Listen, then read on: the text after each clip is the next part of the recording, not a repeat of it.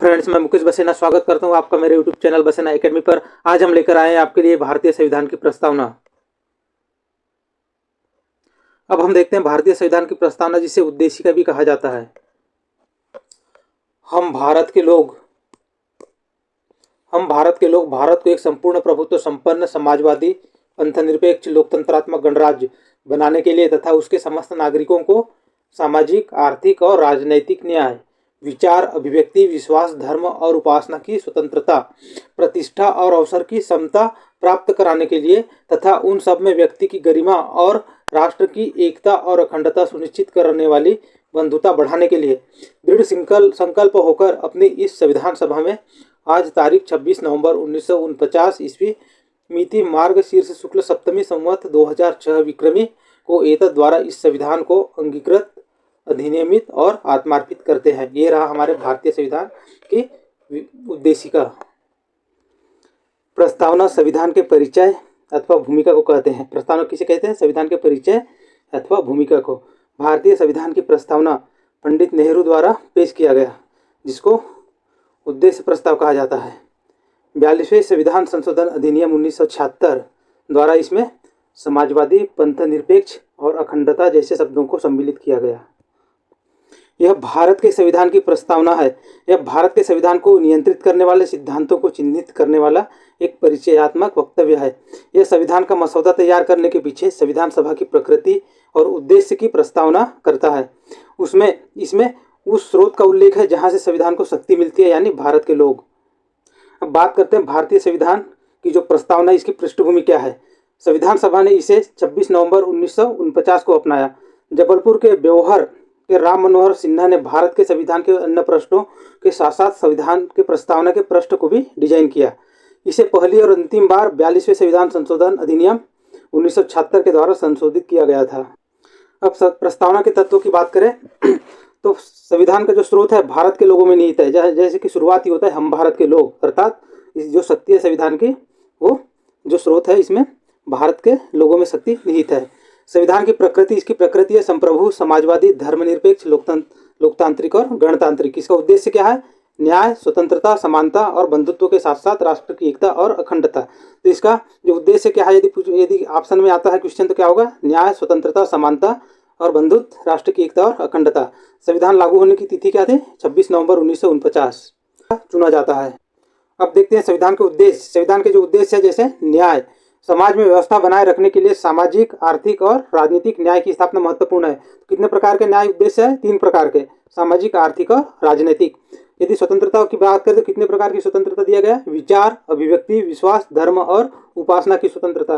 किंतु व्यक्ति की स्वतंत्रता दूसरे व्यक्ति की स्वतंत्रता का अतिक्रमण नहीं करनी चाहिए। यदि क्वेश्चन आता है कि कितने प्रकार की स्वतंत्रता कौन कौन सा है, तो इसका क्या उत्तर होगा? विचार, अभिव्यक्ति, विश्वास, धर्म और उपासना की स्वतंत्रता। अब बात करते हैं समानता। कानून के समक्ष सभी को समान रखने के लिए स्थिति और अवसर की समानता स्थापित करना महत्वपूर्ण है। बंधुत्व मतलब व्यक्तियों की गरिमा और राष्ट्र की एकता और अखंडता सुनिश्चित करने के लिए लोगों के बीच बंधुत्व की भावना, भाईचारे की भावना। अब बात करते हैं प्रस्तावना की मौलिक विशेषता। सबसे पहला संप्रभुता। संप्रभुता का मतलब होता है कोई भी बाहरी सत्ता प्रभुत्व के निर्णय में हस्तक्षेप नहीं कर सकती। विदेशी नियंत्रण के विरुद्ध राष्ट्र स्वतंत्र है। मतलब लोगों को अपने से जुड़े हर मामले में फैसला करने का सर्वोच्च अधिकार है। कोई भी बाहरी शक्ति भारत सरकार को आदेश नहीं दे सकती। समाजवादी शब्द की बात करें तो राष्ट्र का लक्ष्य सामाजिक कल्याण है। समाजवादी प्रकृति का घटक मिश्रित अर्थव्यवस्था है। समाज में संपदा सामूहिक रूप से पैदा होती है और समाज में उसका बंटवारा समानता के साथ होना चाहिए। सरकार जमीन और उद्योग धंधों की हकदारी से जुड़े कायदे कानून इस तरह बनाए कि सामाजिक आर्थिक असमानताएं कम हो। अब बात करते हैं धर्मनिरपेक्ष। राज्य का कोई राष्ट्रीय धर्म नहीं है। राज्य की नज़र में सभी धर्म समान है। नागरिकों को किसी भी धर्म को मानने की पूरी स्वतंत्रता है, लेकिन कोई धर्म आधिकारिक नहीं है। सरकार सभी धार्मिक मान्यताओं और आचरणों को सम्मान देती है। अब लोकतांत्रिक व्यवस्था, वंशागत लोकतंत्र, लोकतंत्रीय गणतंत्र में से भारतीय संविधान के अंतर्गत लोकतंत्रीय गणतंत्र को अपनाया गया है। गणतंत्र में राज्य प्रमुख हमेशा प्रत्यक्ष अथवा अप्रत्यक्ष रूप से एक निश्चित समय के लिए चुनकर आता है। एक निश्चित समय के लिए। गणतंत्र के अर्थ में 2 बातें और शामिल होती है। पहली यह कि राजनीतिक संप्रभुता किसी व्यक्ति जैसे राजा के हाथ में होने के बजाय लोगों के हाथ में होती है। दूसरी यह कि किसी भी विशेषाधिकार प्राप्त वर्ग की अनुपस्थिति। इसलिए हर सार्वजनिक कार्यालय बगैर किसी भेदभाव के प्रत्येक नागरिक के लिए खुला रहता है। स्वतंत्रता की। यहाँ स्वतंत्रता का तात्पर्य नागरिक स्वतंत्रता से है। स्वतंत्रता के अधिकार का इस्तेमाल संविधान में लिखी सीमाओं के भीतर ही किया जा सकता है। यह व्यक्ति के विकास के लिए अवसर प्रदान करता है। न्याय का भारतीय संविधान की प्रस्तावना में उल्लेख है, जिसे 3 भिन्न रूपों में देखा जा सकता है: सामाजिक न्याय, राजनीतिक न्याय व आर्थिक न्याय। सामाजिक न्याय से अभिप्राय है कि मानव के बीच जाति वर्ण के आधार पर भेदभाव न माना जाए और प्रत्येक नागरिक को उन्नति के समुचित अवसर सुलभ हो। आर्थिक न्याय का अर्थ है कि उत्पादन एवं वितरण के साधनों का न्यायोचित वितरण और धन संपदा का केवल कुछ ही हाथों में केंद्रीकृत न हो जाए। राजनीतिक न्याय का अभिप्राय है कि राज्य के अंतर्गत समस्त नागरिकों को समान रूप से नागरिक और राजनीतिक अधिकार प्राप्त हो, चाहे वह राजनीतिक दफ्तरों में प्रवेश की बात हो अथवा अपनी बात सरकार तक पहुंचाने का अधिकार।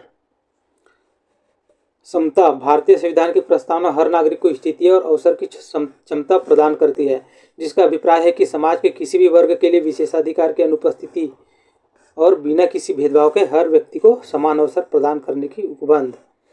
बंधुत्व का शाब्दिक अर्थ है भाईचारे की भावना। प्रस्तावना के अनुसार बंधुत्व में 2 बातों का सुनिश्चित करना होगा: पहला व्यक्ति का सम्मान और दूसरा देश की एकता और अखंडता। मौलिक कर्तव्य में भी भाईचारे की भावना को प्रोत्साहित करने की बात कही गई है। अगला देखते हैं गणतंत्र। प्रस्तावना में गणराज्य शब्द का उपयोग इस विषय पर प्रकाश डालता है कि 2 प्रकार की लोकतांत्रिक व्यवस्थाओं, वंशागत लोकतंत्र और लोकतंत्रीय गणतंत्र में से भारतीय संविधान के अंतर्गत लोकतंत्रीय गणतंत्र को अपनाया गया है। गणतंत्र में राज्य प्रमुख हमेशा प्रत्यक्ष अथवा अप्रत्यक्ष रूप से एक निश्चित समय के लिए चुनकर आता है। एक निश्चित समय के लिए गणतंत्र के अर्थ में 2 बातें और शामिल होती है। पहली यह कि राजनीतिक संप्रभुता किसी व्यक्ति जैसे राजा के हाथ में होने के बजाय लोगों के हाथ में होती है। दूसरी यह कि किसी भी विशेषाधिकार प्राप्त वर्ग की अनुपस्थिति, इसलिए हर सार्वजनिक कार्यालय बगैर किसी भेदभाव के प्रत्येक नागरिक के लिए खुला रहता है। किया पीठ ने कहा कि प्रस्तावना संविधान का हिस्सा नहीं है, इसको याद रखना है, इसलिए इसे कानून द्वारा लागू नहीं किया जा सकता।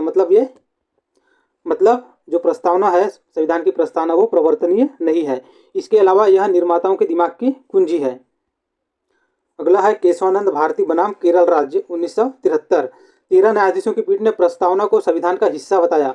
इसके पास कोई सर्वोच्च प्राधिकार नहीं है, लेकिन यह संविधान के कानूनों और प्रावधानों की व्याख्या करने के लिए एक मार्गदर्शक के रूप में कार्य करता है। अगला है संघ सरकार बनाम LIC ऑफ इंडिया 1975। सर्वोच्च न्यायालय ने दोहराया कि प्रस्तावना संविधान का अभिन्न अंग है। प्रस्तावना संविधान का अभिन्न अंग माना LIC ऑफ इंडिया 1975 केस में, लेकिन यह न्यायालय के समक्ष कानूनी रूप से लागू करने के योग्य नहीं है। SR बम्बई बनाम भारत संघ और अन्य 1994 के मामले में सर्वोच्च न्यायालय ने कहा, धर्मनिरपेक्षता की अवधारणा पर जोर देते हुए कहा कि राज्य का कोई धर्म नहीं होता और किसी भी धर्म से संबंधित लोगों को अंतरात्मा की समान स्वतंत्रता तथा किसी भी धर्म का पालन करने और मानने या प्रचार करने का अधिकार है।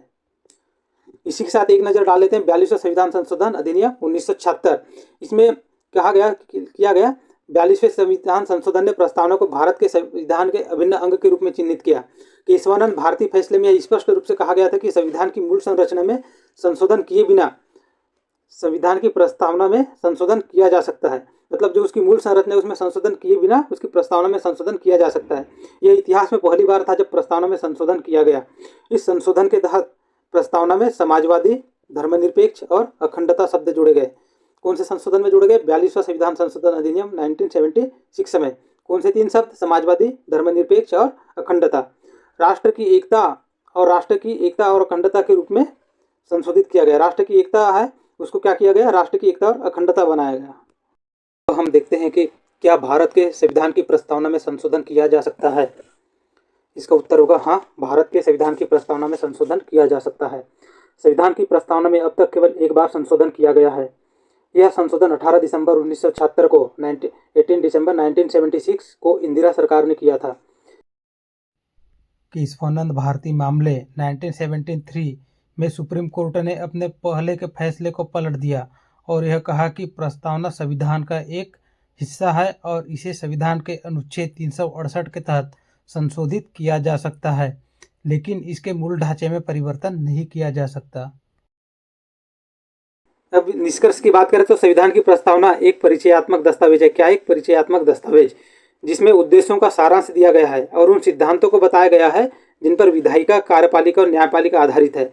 विभिन्न निर्णयों में प्रस्तावना की स्थिति पर विचार किया गया, लेकिन अंततः केशवानंद भारती मामले में इसमें संशोधन किया गया जिसने इसे संविधान का हिस्सा घोषित कर दिया। यदि आपको कंटेंट पसंद आता है फ्रेंड्स, तो चैनल वीडियोस को लाइक करें, सब्सक्राइब करें और ज़्यादा से ज़्यादा शेयर करें। धन्यवाद।